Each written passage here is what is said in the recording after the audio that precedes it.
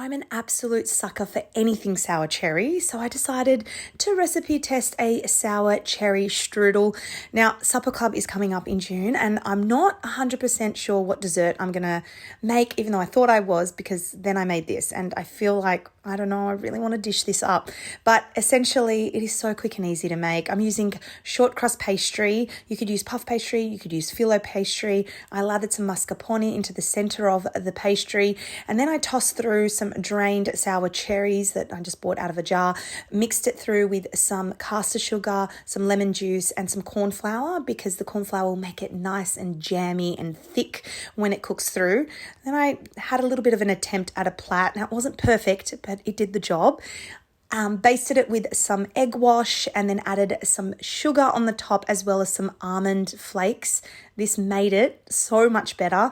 So I baked that uncovered, let it sit for a little bit, sliced it up and served it up with a little bit more mascarpone cheese.